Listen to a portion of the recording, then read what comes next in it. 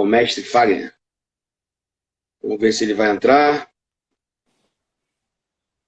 Excelente. Bom dia, meu amigo, tudo bem? E aí, mestre, bom dia. Essa quarta-feira de manhã tão bonita. Mais um dia lindo aí. Nós estamos Rapaz, passando. tá um dia lindo, um dia maravilhoso, né? Um dia que, regra geral, nós iríamos estar fazendo audiência, cumprindo prazos, embora daqui a 2 semanas os prazos voltarão a fluir, né, Luiz? Então tá na hora de começar a acelerar o processo.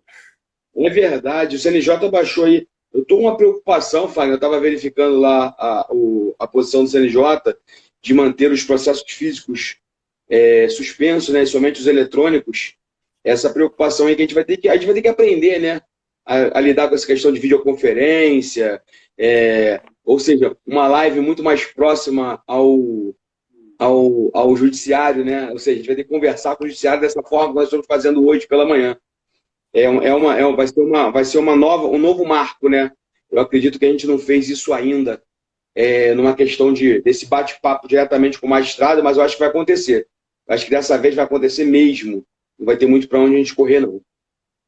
A grande dificuldade que eu tenho visto os colegas conversando, os juízes, até a corregedoria, enfim, né, os próprios ministros e tudo mais, é a questão do sistema, né, a questão de internet propriamente dita, porque se cai realmente a internet de alguém num determinado ato, qual é a consequência? Houve boa-fé, não houve boa-fé? Enfim, então são muitas particularidades que, sem dúvida alguma, serão enfrentadas e que geram restrições exatamente até na regulamentação e como se fazer regulamentação, para evitar exatamente que um infortúnio qualquer com a internet possa gerar prejuízo, ter que ficar fazendo, renovando o ato. Eu ontem estava participando de uma live, participando não, estava assistindo uma live do Marcos Dias Castro e o desembargador José Fonseca, que é o corregedor, trabalha na ouvidoria, né? Ele é o ouvidor do TRT do Rio. E estava se discutindo lá que modo operandi pode-se lançar a mão para exatamente fazer com que os processos caminhem e não fiquem totalmente parados, né? Eu, por exemplo, estou participando de processos lá em Curitiba.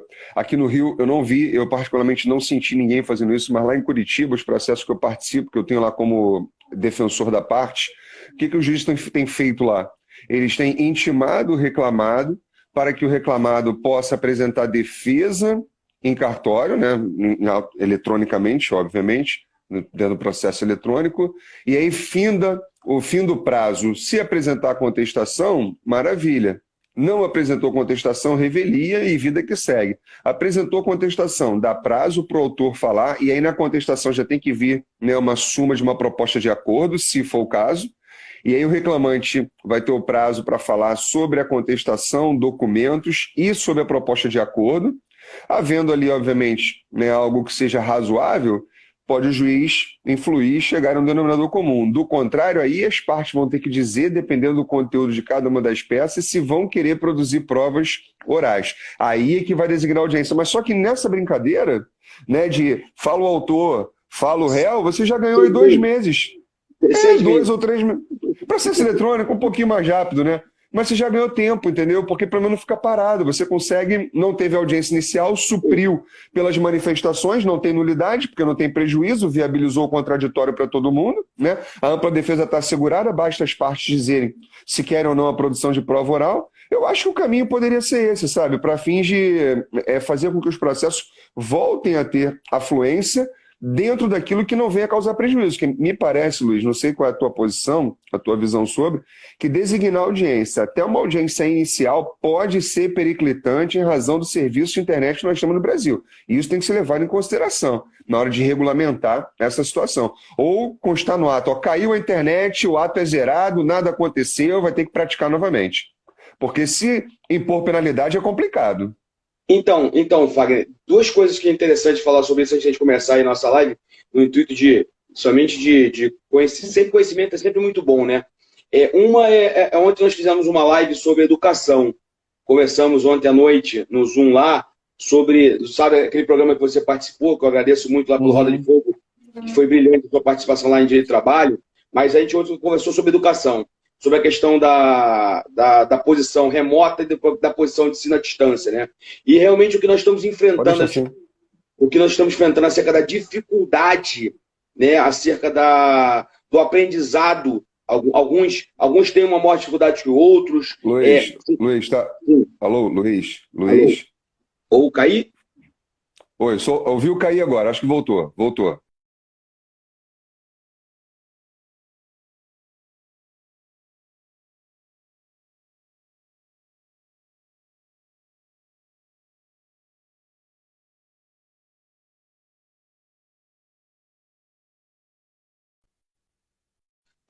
Alguém poderia me atender?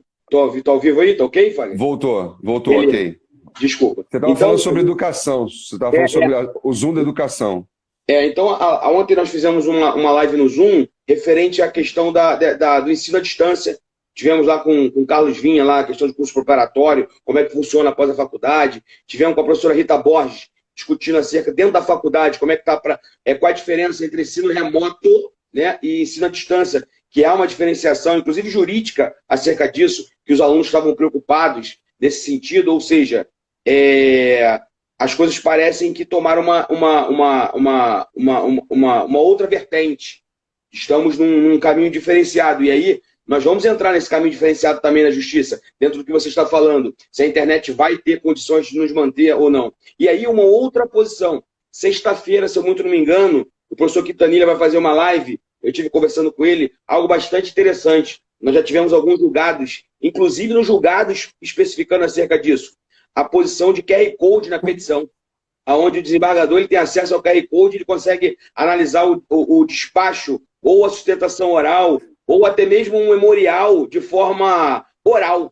Ele clica lá no QR Code, obviamente vai ter que ter um carinho do desembargador ou do juiz para que ele possa fazer dessa forma, né? E ele vai clicar, ele não vai estar pessoalmente com o advogado, mas ele vai ter acesso à nuvem, a um vídeo, obviamente, que eu entendo de maneira sucinta, especificando acerca do que o advogado gostaria realmente de despachar pessoalmente. Então, é bastante interessante a ideia do QR Code na petição e nessa visualização, nessa permissão de visualizar o acesso à justiça, né, Fagner? Então, eu estou vendo com bons olhos.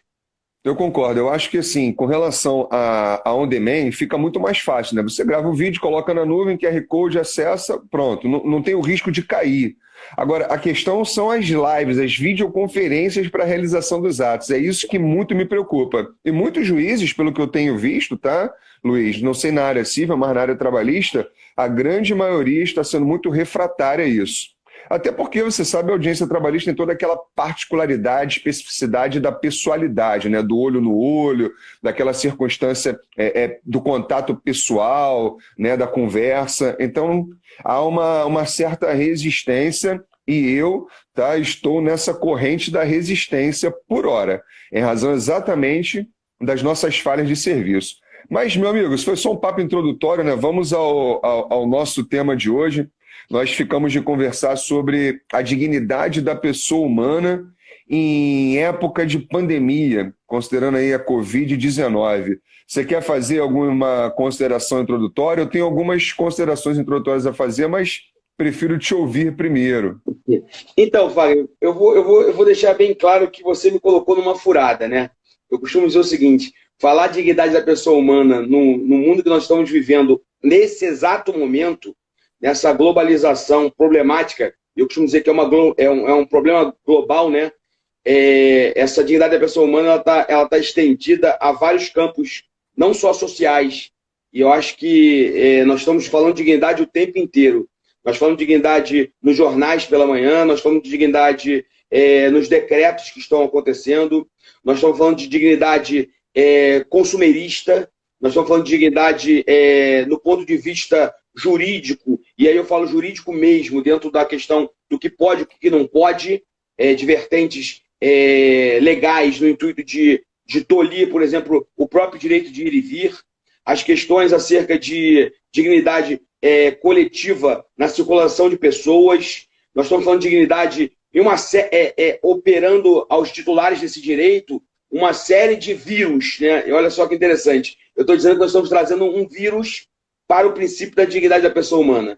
Então, esse vírus, ou ele vai nos deixar mais fortes dentro de um Estado democrático de direito, ou talvez ele vai nos flexibilizar ou permitir que nós pensamos de uma maneira diferente. E aí eu acho que a gente tem que começar a entender, desde filosoficamente falando acerca do Instituto, que pode parecer ser chato. Mas por que nós temos que falar sempre de filosofia? Por que nós temos que falar sempre em pensadores? Mas é muito importante que a gente entenda a essência desse Instituto, a essência do que nós queremos hoje como Estado e do que nós queremos hoje. E, por favor, eu não quero aqui entrar no viés político, tá, Fagner? Não é minha intenção, mas a gente tem que conversar sobre essas decisões que estão acontecendo e sobre esses meandres do dia a dia. Então, acho que introdução, eu estou tentando, de forma muito bem clara e concisa, explicar que nós estamos passando por um problema e existe um vício nesse princípio. Meu amigo, eu concordo contigo. A grande questão de fundo, e quando se fala em dignidade da pessoa humana, é realmente se entender o que é a dignidade da pessoa humana, né? Nós sabemos que os nossos manuais, brilhantes manuais de direito constitucional, não só nacional, mas também no plano internacional, há uma grande dificuldade de se conceituar o que é dignidade da pessoa humana. E, de fato, me parece que não é algo conceituável, que não merece um conceito. Porque se nós viermos a conceituar a dignidade da pessoa humana, nós vamos restringir o seu campo de aplicação e o seu campo de incidência. Vale lembrar, para quem não tem essa informação, que a Constituição da Alemanha, logo no seu artigo 1º, ela prevê, basicamente, que a dignidade é um valor, é um direito inviolável das pessoas, dignidade da pessoa humana. E também temos, na Europa, a previsão da dignidade da pessoa humana como um valor, né, um valor supremo, também na Constituição portuguesa, na Constituição espanhola. E agora, é claro, e isso precisa também ficar muito evidenciado, que a dignidade da pessoa humana é o ponto de partida para os outros direitos. Não se pode falar em liberdade de locomoção, não se pode falar de vida, não se pode falar de inviolabilidade domiciliar, sem se pensar em dignidade da pessoa humana. Estou pensando aqui tão somente, nesse primeiro momento, nos direitos de cunho negativo, aqueles onde deve haver a respeitabilidade, o não violar. Mas claro que, se nós falarmos que a dignidade, Luiz, ela é um valor supremo, se ela é um fundamento, e assim está expresso na nossa Constituição, no artigo 1º, inciso 3º, a Constituição é muito clara, né? Que a República Federativa do Brasil ela é formada pela união indissolúvel dos Estados, Distrito Federal e municípios, constitui-se em Estado Democrático de Direito e tem como fundamento, lá no inciso 3º, a dignidade da pessoa humana. Então é importante que os nossos amigos entendam que a dignidade é um fundamento da República Federativa do Brasil. E como tal, se é fundamento, não sei se você concorda comigo, ela deve sim irradiar toda a sua aplicação, toda a sua incidência, seus efeitos para as searas política, econômica, histórica, religiosa e assim sucessivamente. Ela não é um fundamento para ser analisado isoladamente e falar, nossa, como é bonito utilizar a expressão dignidade da pessoa humana, vou utilizar na minha petição inicial, vou utilizar no meu recurso. Não. Ela tem fundamento, ela é sólida, ela, na verdade, ela é concebida desde a vida do indivíduo e o acompanha até sua morte. Mesmo os campos de restrição de direitos, como, por exemplo, a liberdade de locomoção, caso o indivíduo venha a praticar alguma conduta criminosa, a dignidade o acompanha, até no sistema penitenciário. Por isso que tem sido muito falado ultimamente no estado das coisas inconstitucionais, né? Considerando uma decisão da Corte colombiana, e utilizada agora, né, de uma forma mais recente, em decisão do Supremo, não utilizada, mas falada em decisões do Supremo Tribunal Federal. Então é importante que se entenda exatamente o contexto do que é a dignidade da pessoa humana. Por isso que eu digo, realmente não é importante a conceituação, mas sim os desdobramentos e o entendimento do que é, no fundo e na essência, a dignidade da pessoa humana.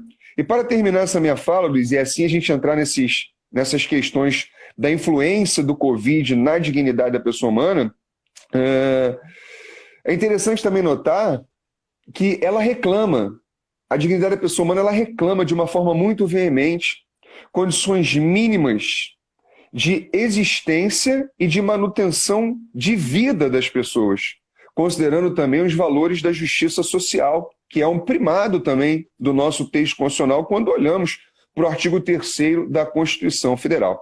Então, essas eram as minhas considerações iniciais, meu amigo, e aí eu te devolvo a palavra para que você, então, possa explorar dentro daquilo que você está percebendo, né, a dignidade da pessoa humana, considerando aí as particularidades do nosso dia a dia em razão do Covid-19. Então, Fagner, eu tenho algumas colocações, né? E aí eu vou tentar começar por uma mais, talvez a gente possa falar, talvez mais leve, né? Kant, quando fala de dignidade, ele fala que dignidade é o valor que reveste tudo aquilo que não tem preço, ou seja, que não é passível de ser substituído ou equivalente. Então a gente tem a dignidade humana nesse viés. Sandel, e aí eu gosto muito, eu tenho o hábito de ler muito o Michael Sandels, que eu acho que ele tem são 2 livros que ele fala o que é justiça, né? E se existem coisas que o dinheiro não compra, o limite moral do mercado, e aí eu vou fazer aqui a minha primeira introdução dentro dessa questão consumerista, porque o que acontece? Nós já estamos discutindo a questão acerca de se o dinheiro compra, se o dinheiro não compra, até que ponto tem essa limitação da dignidade da pessoa humana dentro da possibilidade da pessoa poder exercer isso ou flexibilizar isso, a liberdade de escolher o rumo da própria vida, né? Como a gente pode fazer isso? E aí eu vou fazer uma colocação. Existe hoje, e aí eu estou até com um livro aqui atrás, eu não vou me prender, porque nosso tempo ele é exíguo, eu não vou me prender no intuito de ficar lendo o livro, etc e tal, mas, por exemplo, na própria contracapa, ele já especifica acerca de que você pode fazer um upgrade numa cela carcerária, você pode fazer um aluguel de uma barriga, você pode tomar medicamentos como cobaia humana de forma diferente, aí nós estamos entrando exatamente numa seara que nos interessa.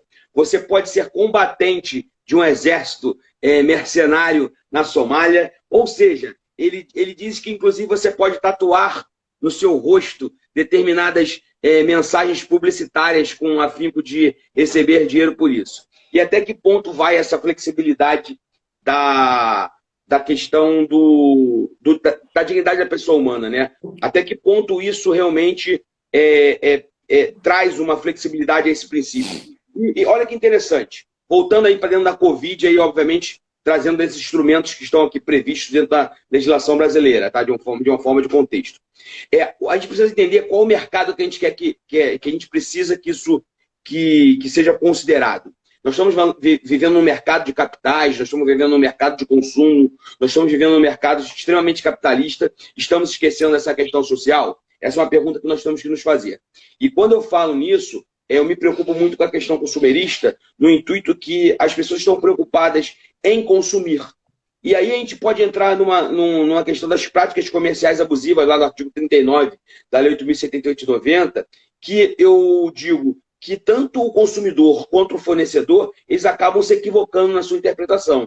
Por quê? O fornecedor, ele quando verifica que existe a possibilidade dele criar uma mantença de um determinado produto nas prateleiras, com afinco de limitar a venda desse produto a outros, que o próprio Código de Defesa do Consumidor permite nos casos de pandemia, por exemplo, ele o faz, mas ao mesmo tempo ele coloca um preço meio que absurdo. E a gente vê isso, principalmente nesses pequenos mercados, nessas pequenas... Travou? Eu estou travando? Desculpa. É um problema que nós temos, Wagner, da internet. Ou seja, a internet, como você falou aí, é um problema que nós temos na internet. Muita gente usando, eu estou num prédio, então você imagina todo mundo usando a internet, como é que a gente vai funcionar? Tu imagina eu agora numa audiência trabalhista, você, meu juiz, eu falando com você, sustentando uma tese e, pum, trava. Como é que isso vai acontecer amanhã, né? Impossível. É bem complicado. Impossível. Vai ser bem complicado. E voltando, então. Então, quando acontece, nós temos essa primeira preocupação. O IDEC, um instituto referente à pesquisa de direito do consumidor, ele criou uma pesquisa verificando como é que seria utilizado essas posições acerca de consumo e fornecimento de produtos e serviços nessa época de pandemia, né? E para você ter uma ideia, eu defendo uma posição de boa-fé, e aí é muito complicado essas questões quando a gente fala de boa-fé, porque o código fala Código de Defesa e Proteção do Consumidor, mas eu entendo que a boa-fé ela é uma via dupla. Eu acho que a boa-fé também tem que ser do consumidor. E o que acontece? Você verificar o consumidor aí num extremo consumismo, tendo que comprar, e aí dando exemplo, 60, 70, 80 álcool em gel para dentro da própria residência. E nós verificamos aí uma preocupação acerca disso. E será que ele pensa na dignidade da pessoa humana do outro que também precisa desse gel? Ou seja, será que ele pensa nessa cadeia de consumo do outro que também gostaria de comprar ou de adquirir isso para proteger a sua própria família? Então a gente entra numa seara que ela traz uma série de complicações que não tem previsão. Eu acho que nós estamos vivendo um momento bem diferenciado. Eu acho que talvez seja uma das maiores crises da nossa geração, se não a maior. Talvez eu acho que a gente... Eu particularmente vou dizer que eu nunca vivi algo assim e pretendo nunca mais viver, sendo bem sincero. Para as coisas ruins, mas para as coisas boas, o ato criativo está nos permitindo estar aqui hoje, por exemplo, numa live, coisa que a gente fazia momentaneamente, hoje virou um mecanismo de informação. E aí, só para finalizar o raciocínio, para não fugir, quando a gente fala dentro de um contexto jurídico, essa questão da boa-fé subjetiva, né, e da relação de consumo, o fornecedor ele age dizendo que ele está dentro da lei, que ele está delimitando a problemática de compra de determinados produtos, e o consumidor diz que ele tem o direito de adquirir quando ele tem o valor em mãos de qualquer produto que se tenha colocado no mercado de consumo. E aí a gente verifica que as próprias relações entre esses agentes, entre esses institutos de consumidor e fornecedor, lá do artigo 2º e artigo 3º da lei, cria uma situação meio que problemática, porque você quando está olhando para o seu próprio umbigo, você tem o interesse de buscar. Quando você não está olhando para o seu próprio umbigo, você começa a pensar num caráter social, num caráter que ele não é ilimitado, ele não é absoluto. Eu entendo que ele é extremamente flexível, porque você começa a pensar no próximo. Então, primeiro ponto, o que a gente tem que pensar é o seguinte: nós estamos vivendo em que tipo de mercado, né? Qual o mercado que a gente precisa? Só para finalizar mesmo, tem um artigo da professora, eu não vou lembrar aqui exatamente o nome específico, mas eu vou consumidores e consumidos, né? Onde a discussão nós somos tão consumidor, a gente vive tanto no mercado de consumo que a gente acaba consumindo até mesmo a dignidade da pessoa humana. A gente consome isso, né? Se é possível consumir, a gente acaba consumindo isso. Então, eu acredito que nós estamos vivendo num momento à parte, um momento diferenciado, e aí temos que estudar isso com um pouco mais de calma. Meu amigo, eu comungo dos teus pensamentos, né? Faço deles os meus também. Existem outras questões que eu quero colocar aqui em voga para a gente debater, né? E muitas outras, mas antes eu preciso fazer alguns registros. Aqui está presente na nossa live o Dr. Marcos Criciúma. Dr. Marcos Criciúma é o diretor da Associação Brasileira, né, dos Advogados no Rio de Janeiro. Doutor Marcos, é uma honra tê-lo aqui. Agradeço mais uma vez pela confiança depositada na nossa comissão. Para quem está entrando agora, estou presidente da Comissão de Direito Constitucional e Estudos Comparados da ABA Rio de Janeiro. O professor Luiz Gustavo é membro da Comissão de Direito Constitucional e Estudos Comparados, e nós estamos aqui falando hoje sobre dignidade da pessoa humana em época de Covid-19. Como respeitar, como viabilizar, como manter a dignidade da pessoa humana diante dessas questões hoje consumeristas, trabalhistas, penais, tributárias, diante das mais variadas situações nefastamente apresentadas em decorrência, claro, né, também involuntárias, mas que estão aí dentro da nossa realidade que nós precisamos tratar e, de fato, né, criar mecanismos para que a dignidade não seja violada. Então, é uma honra tê-los aqui. Quem puder depois seguir a nossa comissão, aqui o professor Luiz Gustavo está pelo perfil da comissão, depois é só entrar lá e seguir e acompanhar as nossas dicas, né, as nossas lives. Essa semana nós temos muitas lives. Obrigado mais uma vez pela presença de todos. Luiz, você estava falando, meu amigo, que hoje realmente nós vivemos, não estamos num estado de exceção, porque nós não tivemos decretação de estado de sítio e menos ainda, né, de defesa. É que isso fique muito claro. As pessoas acham que nós estamos vivendo num estado de exceção. Não, estado de exceção ele só acontece de uma maneira formal. Há uma necessidade, né, de decretação, conforme prevê a Constituição Federal, lá a partir do artigo 136. Mas nós vivemos um momento de excepcionalidade em razão da calamidade pública, né, que assola hoje o nosso país. Isso é fato. E diante dessas circunstâncias, nós estamos tendo realmente que criar algo diferente. Nós estamos tendo a função de inovação diária, né, Luiz? E dentro dessas inovações é óbvio que o mundo jurídico ele não fica de fora. O direito está para a sociedade e não o contrário. É o direito que serve à sociedade, não a sociedade o direito. Então, vamos para uma situação mais concreta, né? Você é doutorando e sabe muito bem disso. As restrições de direitos elas devem vir dentro de critérios relacionados à aplicação da proporcionalidade. Não sei qual é a sua opinião a respeito, e aí eu quero te ouvir, e aí, como dizem alguns, né, vamos colocar fogo na situação. Essas restrições que nós estamos vendo através de decretos no plano tanto estadual quanto medidas no âmbito municipal. Restrições no que toca a entrar em determinados lugares, a fechamento de determinados lugares. Qual é a sua visão sobre isso, dentro da repartição de competências que nós temos na Constituição Federal? Você acredita muito no federalismo cooperativo, como foi defendido pelo Supremo Tribunal Federal semana passada, ou está havendo excesso de alguns entes federativos, e aí com isso a gente acaba tendo desrespeito à dignidade da pessoa humana? Então, Wagner, realmente essa pergunta aí é meio complicada, né? E aí eu vou fazer algumas considerações rapidamente para não me perder. Primeiro, eu acho que mesmo que intuitivamente, todos nós temos por dentro, e aí por isso que é a intuição, né? A ideia de preservar a saúde da população diante das ameaças trazidas pelo Covid. Então, essa é uma visualização individual e ela passa para um mundo coletivo, ou seja, envolver todos, né? E aí, exatamente se encaixa nessa questão da restrição da legitimidade desse gozo, da possibilidade de utilizar-se de espaços públicos, por exemplo, como a praia. Nós estamos vendo aí, aqui no Rio de Janeiro, por exemplo, essa preocupação acerca da praia. O grande problema é que não se há, e aí eu estou falando, é uma crítica meio que construtiva às questões políticas, não se há um discurso único. E esse discurso ele acaba sendo bipolar, vou dizer assim, né, de alguns governantes. Ele traz uma certa insegurança, até mesmo no que você está falando de flexibilizar a possibilidade de flexibilizar esses princípios profissionais. E o que acontece? Por exemplo, eu hoje me deparei de manhã cedo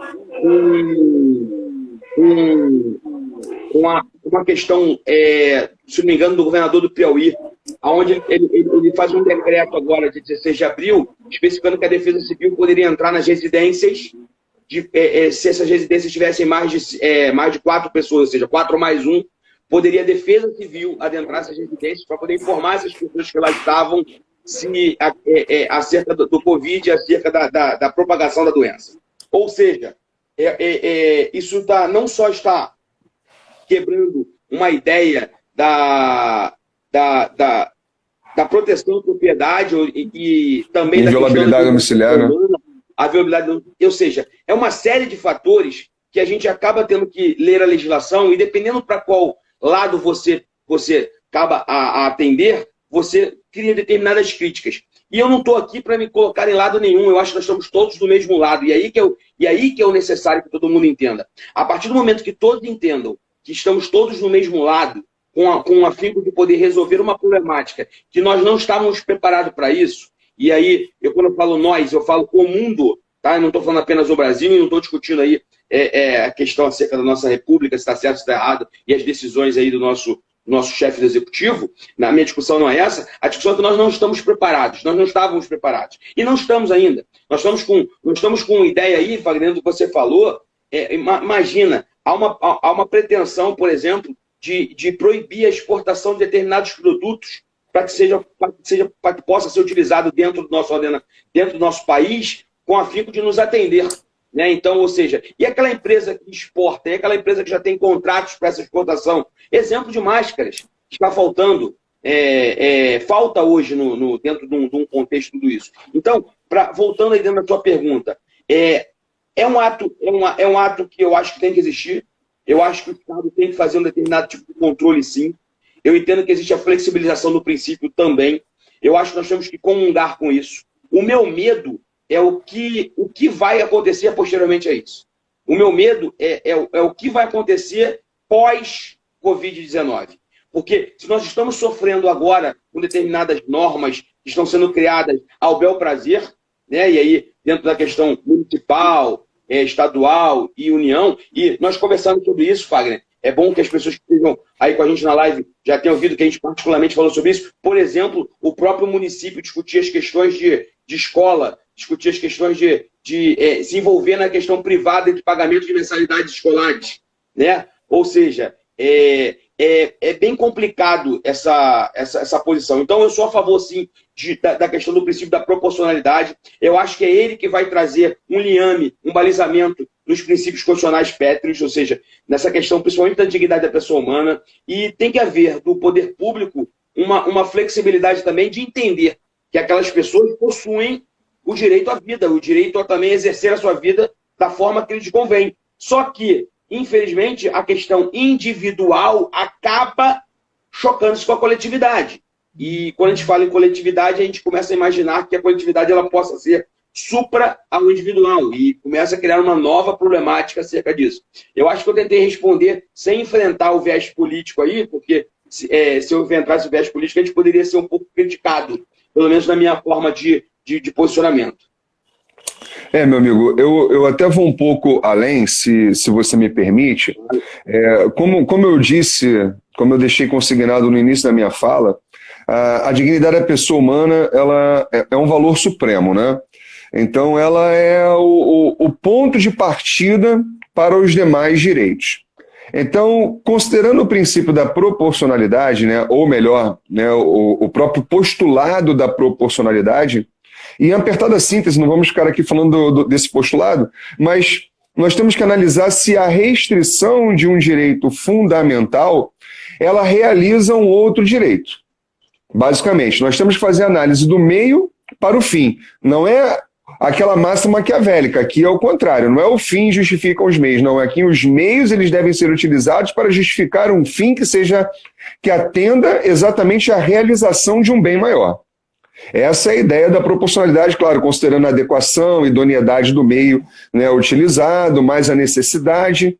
E aí me parece que se eu trago, né, a lume a ideia de que a dignidade ela é o ponto de partida, ela já nasce com o ser humano e o acompanha até a morte, eu vejo que as deveras restrições que hoje estão ocorrendo, elas assim são feitas para exatamente atender a dignidade da pessoa humana.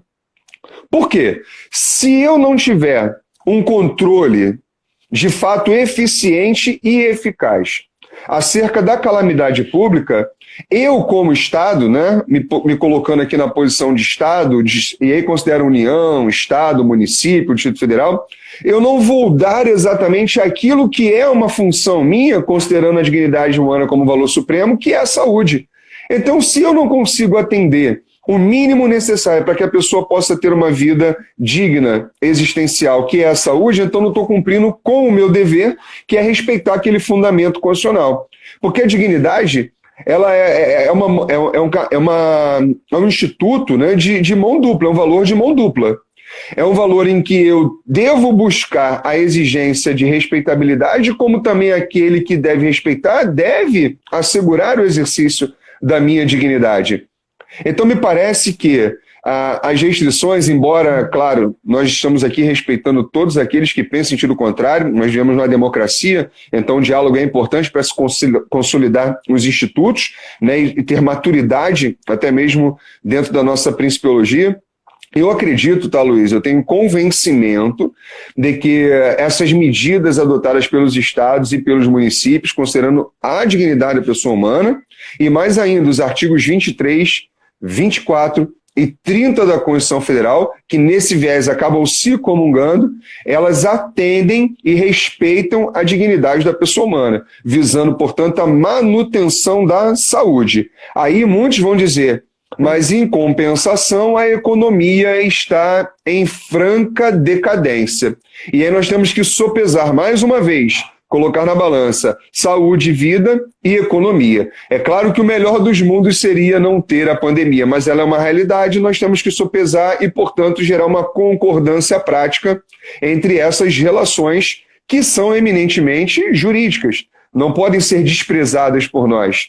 Então, qual é o ponto de equilíbrio? É sobre isso, é sobre esse aspecto que hoje nós precisamos dialogar. Libera todo mundo volta a trabalhar, todos voltam para a rua. A curva ainda não está achatada, nós não chegamos no ápice da contaminação. Então, me parece que ainda é o momento dessas medidas, né, de manutenção da saúde, preservação da saúde, em detrimento de uma grande escala de viés econômico. Me parece que hoje esse seria o caminho. Claro que é necessário ter um planejamento, conversa, diálogo entre todos, para que nós venhamos, num futuro muito próximo, né, assim eu espero, ter mecanismos de paulatinamente retomarmos, portanto, as nossas vidas normais. Mas é preciso diálogo.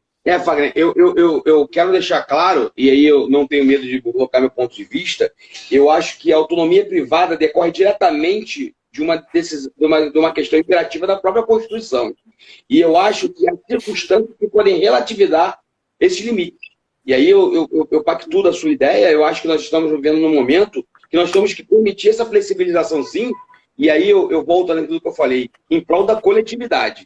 Então, a dignidade aí, ela tá voltando dentro da dignidade.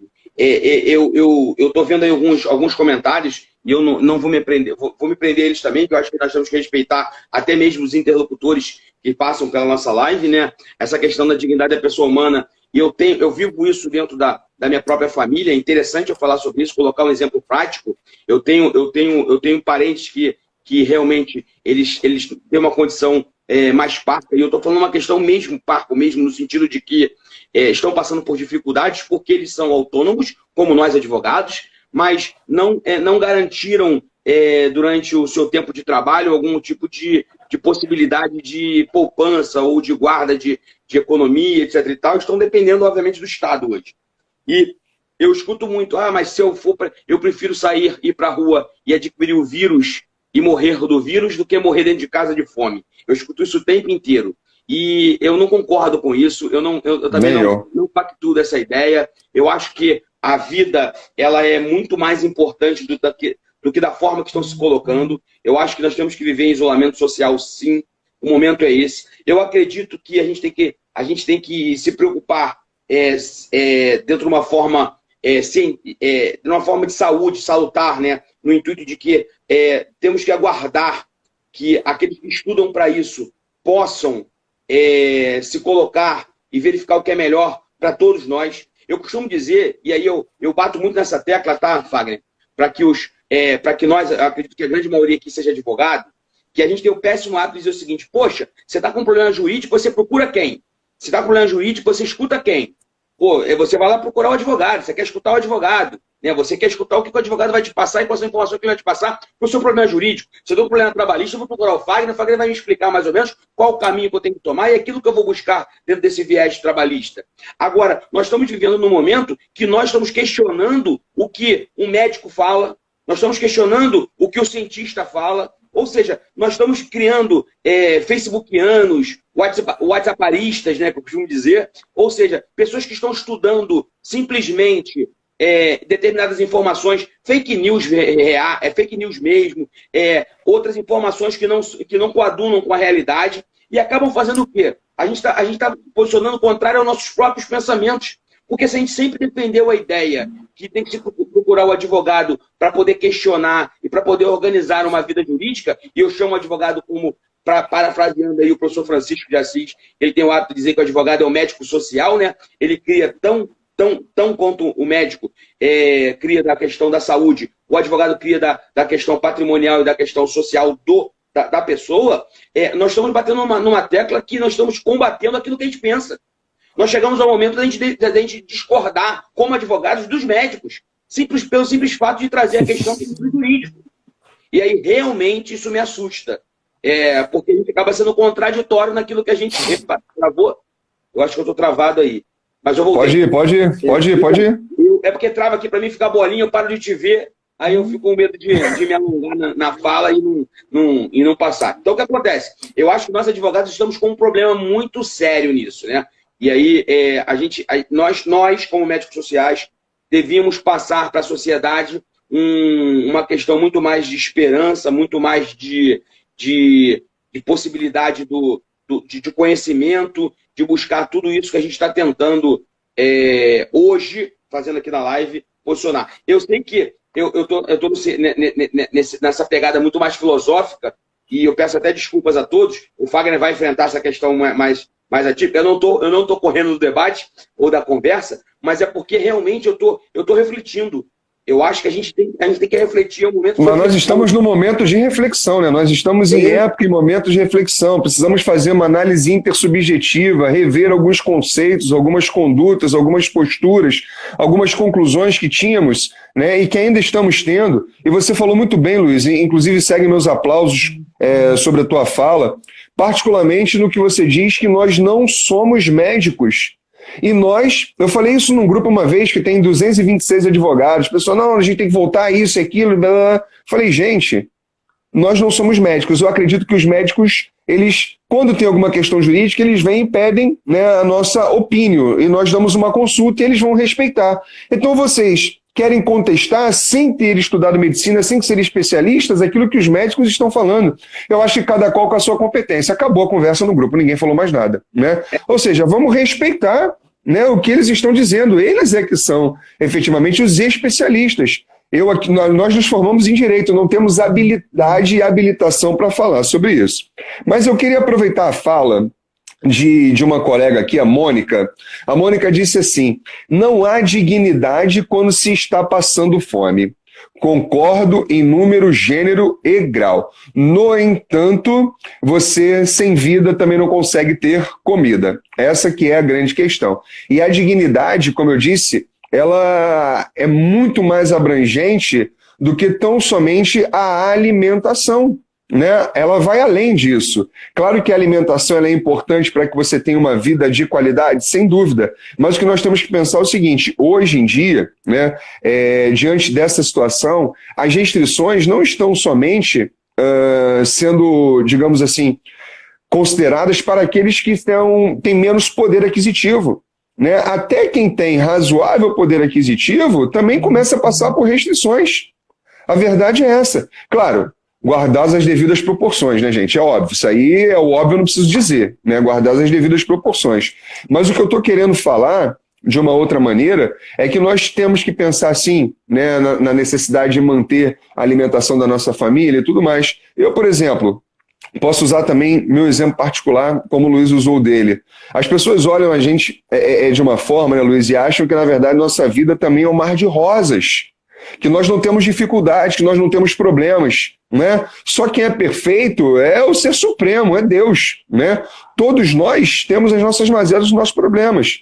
Então, por exemplo, eu não posso ir para a rua, porque se eu for para a rua e me contaminar com esse vírus e trouxer esse vírus para dentro de casa, eu estou necessariamente levando a óbito a minha família, porque a minha esposa tem diabetes tipo 1, né? E o Miguel, ele é cardíaco.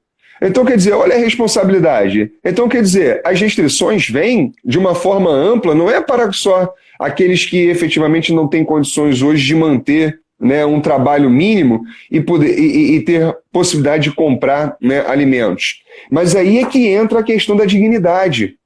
Por quê? O Estado, ele precisa efetivamente, nesse momento, ser mais atuante. É imprescindível. Eu prego, você me conhece, Luiz, o Luiz também, me parece que é num sentido mais liberalista, ok? De Estado, mas nesse momento o Estado precisa intervir de forma máxima. Eu prego o Estado liberal, não um liberal sem intervenção. As pessoas confundem isso, né? Acham que Estado liberal é um Estado que não intervém. Não, ele vai intervir, mas ele vai intervir de forma mínima. Só que nesse momento de excepcionalidade, eu prego a intervenção que é máxima, porque é necessário que o Estado entre exatamente nessas fendas sociais para que ele dê às pessoas aquilo que elas estão precisando hoje, que é a comida, que é o mínimo necessário para manter a dignidade e assim elas possam, né, continuar, né, a sua vida. Então me parece, tá, Luiz, que não sei qual é a sua visão sobre isso com relação à intervenção do Estado nesse momento, que o Estado tem que intervir mais, ele precisa auxiliar mais, ele precisa dar mais para que assim as pessoas, né, que não têm hoje a condição, ele está fazendo, mas precisa fazer mais para que haja exatamente essa manutenção de ter comida na mesa, comida em casa, pelo menos. Wagner, eu vou fazer só uma partezinha aqui antes de dar continuidade à sua fala. Agradecer a presença aí de vários amigos que estão entrando aí. Eu estou verificando a entrada de vários advogados, vários amigos. A doutora Saieira foi minha aluna na Gama Filho, hoje é advogada, excelente advogada. Ela é também da ABA, da Associação Brasileira de Advogados, lá na questão da Comissão de Processo Civil. Estou vendo aí um parceiro, professor de Direito do Trabalho, Processo de Trabalho da sua área aí, Fagner. O professor Rafael Vieite Novaes, é meu amigo, meu companheiro, lá na Roda de Fogo, lá no nosso debate, às terças e quintas. O Rafael aí presente, um cara brilhante, um dos advogados brilhantes que nós temos aí no mercado. Agradecer também a presença da Lorena, advogada, minha parceira também, parceira de advocacia, ela está presente aí também. Aí eu estou vendo vários alunos aí, a Carla, já foram meus alunos hoje, aí estão nessa guerra, nessa militância junto com a gente e viraram nossos colegas, estão buscando aí conhecimento. Muito interessante. E aí, Fagner, eu vou fazer uma contraposição ao que você está falando. Eu concordo com a questão do Estado mínimo, tá? Eu vejo muito claro essa questão. A OAB São João de Meriti presente aí. Obrigado, doutor Ivan. Obrigado a todos que estão aí se comunicando conosco. Tem muita gente boa aqui, tem o Ivan, tem a Carla também, tem a Lilian, tem o Eduardo Rufino, o Lucas Borba faz parte da comissão com a gente, legal. Everton, tá bem legal. Legal. E aí eu vou fazer uma colocação, Fagner, me posicionar acerca da questão que você falou aí do Estado. Eu vou voltar a falar do IDEC, mas eu não vou falar de direito do consumidor não, tá, Fagner? Eu vou falar de uma questão de Lei Geral de Proteção de Dados. Quando a gente fala em Lei Geral de Proteção de Dados, se eu não me engano, lá no artigo 6º dessa lei, e aí, se eu estiver errado, a Saíra tem condição de me corrigir, né? Ela está aí na live, ela pode me corrigir. Se eu não tiver errado, existe um propósito de que os dados sejam recolhidos, né, pelo governo hoje, atualmente, para que ele possa entender qual é a situação de como isso vai funcionar na saúde, no intuito de você ter uma análise, poder fazer essa curva que você está falando da Covid. O que está acontecendo? O governo está pegando esses dados e está utilizando esses dados, que são dados privados, para o ambiente público, né? E eu tenho uma preocupação acerca disso, porque a própria Lei Geral de Proteção de Dados diz que não deve acontecer. Mas ela mesmo flexibiliza lá no artigo 6º, inciso 1, essa possibilidade de propósitos legítimos, específicos, explícitos, que é mais explícito que a Covid.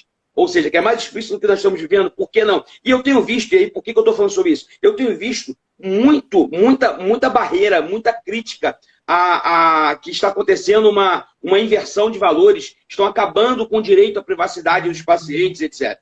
E eu não estou vendo, eu não vejo dessa forma.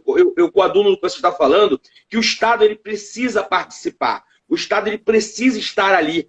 O Estado ele precisa, nesse momento, ser forte, ser aquele que a gente contém, ter um nome de status mesmo, né, de imperador, daquele momento lá de Roma, lá de se posicionar numa forma de que ele ajude na questão social. E eu estou vendo que todos, quando se tendem a colocar um lado ou outro, eu vi aqui, me desculpa se eu não consegui lembrar o nome, um interlocutor colocou aí, que a gente não tem um lado, a gente está num lado específico, que a gente necessita se posicionar dizendo o seguinte: as coisas precisam acontecer, precisa existir uma proporcionalidade, precisa existir uma flexibilização, tudo nesse sentido. Para quê? Para que a gente possa sair dessa, e como a Saíra colocou, sair dessa melhor. Eu acho que eu estava discutindo isso com o Rafael há pouco tempo atrás agora, o próprio Daniel que entrou aí, grande Daniel, um abraço, Daniel Petrocelli, meu irmão, o idealizador da Roda de Fogo. Aí, Fagner, o que acontece? Quando a gente fala aí dentro dessa questão, a gente precisa entender como é que nós... Eu vou bater nessa tecla, você me desculpa, mas como é que nós vamos sair disso? como é que vai ser o pós isso? O pós isso que eu falo, o pós. Será que será utilizado isso futuramente no intuito sempre de flexibilizar esses princípios constitucionais? Será que a intenção de criar uma proporcionalidade hoje é de avocar amanhã essa própria proporcionalidade para um bel prazer? E eu tenho essa preocupação, eu vou repetir, a minha preocupação é o pós. Eu acho que nós vamos passar por isso. Eu acho que nós vamos conseguir vencer essa batalha, que é uma batalha de todos. E aí eu vou coadunar mais uma vez com o que você falou, com a presença do Estado. Sem o Estado a gente não vai conseguir. Não adianta a gente pensar que a gente individualmente vamos resolver todos os problemas do mundo, que nós não vamos resolver. A ideia aqui é uma ideia coletiva. E os princípios constitucionais, eles avocam essa ideia coletiva. A gente precisa entender de um coletivo muito mais forte que o individual. Começar a pensar no próximo. E aí pensar no próximo, eu falo pensar no próximo em todos os sentidos, inclusive na questão social. E aí é importante a gente pontuar isso. Ô Luiz, com meu coração muito humilde, eu vou te dizer algo que eu estou persuadido. O que eu tenho visto não é uma relativização dos princípios constitucionais. O que eu tenho visto, na verdade, é uma relativização das regras constitucionais e não dos princípios constitucionais. E me parece que essa relativização das regras no contexto com o princípio, nós sabemos, né, é célebre a expressão, é mais grave violar um princípio do que violar uma regra. Então o princípio, ele é o nosso ponto de partida e o nosso ponto de chegada e também o nosso meio do caminho. Ele tem que ser a nossa pauta, a nossa base. Então, se eu trago a dignidade da pessoa humana como um valor supremo, de base totalmente axiológica, e um ponto de partida para que tudo, né, que nós venhamos a conceber a partir de então esteja baseado nessa premissa fundamental do nosso Estado democrático e social de direito, me parece que a atuação do Estado, ao cumprir com os ditames que estão previstos lá no artigo 3º, que são os objetivos fundamentais, eles não se afastam desse valor supremo. Pelo contrário, né? Eles se aproximam, na minha visão. Por isso que eu te falei, com o coração bem humilde, na minha visão, não me parece, e olha que eu sou muito refratário à intervenção do Estado na autonomia privada. Muito refratário, né? Mas nesse momento, por isso que eu volto a dizer, nós vivemos um momento de excepcionalidade, onde a presença do Estado, ela precisa ocorrer de uma forma mais exauriente. Não de uma forma meramente especulativa, não, o Estado está se fazendo presente por isso, por aquilo, não, ele precisa realmente agir. É claro, nós vimos o presidente da Caixa Econômica deu uma entrevista na coletiva semana passada, de que apareceram 40% a mais de brasileiros que não existiam. Mas isso é real, o país de dimensões, meu amigo. Desculpa, Fábio, eu tô rindo, mas não é um riso. É um riso assim, como é que as coisas estão acontecendo, né? Mas são aquelas pessoas que realmente estão dentro de comunidade que o censo não chega. A verdade é essa, Luiz. E não chega. Então nós não temos o controle efetivo do quantitativo de pessoas que hoje necessitam de um aporte efetivo do Estado para que elas possam ter a manutenção da sua dignidade, da sua vida. Então, assim, e é um dado assustador, meu amigo. 40%, se não me falha a memória, 40% a mais daquilo que eles esperavam, né, como cadastro para fim de recebimento do benefício. Pessoas que, na fala dele, né, apareceram, surgiram, né? Ou seja, pessoas que, numa análise rápida, elas inexistiam e, em decorrência da pandemia, apareceram. Claro, porque é nesse momento que o Estado tem que ser assistencialista. Creio eu que, nesse momento, o Estado tem que ser mais assistencialista do que nunca. Agora, eu não estou aqui dizendo que isso tem que ser uma regra geral. Estou falando de medidas excepcionais. E a sua preocupação é a minha preocupação. O que vai acontecer no pós-pandemia? Será que nós vamos, a todo momento, né, buscar fundamento para relativizar? E eu tenho dito isso em todas as lives que eu participo, estão todas aí gravadas, disponíveis no YouTube. Eu hoje sou um defensor de medidas extremas para a proteção daquilo que é exceção. Mas em tempo de normalidade, eu sou um defensor nato das medidas de normalidade, porque nós vivemos em um estado de direito e não em um estado de exceção, embora não estejamos vivendo um estado de exceção. Mas as medidas excepcionais, elas exigem, obviamente, um tratamento excepcional, para que nós tenhamos um bem maior a ser protegido, né? Como você bem falou.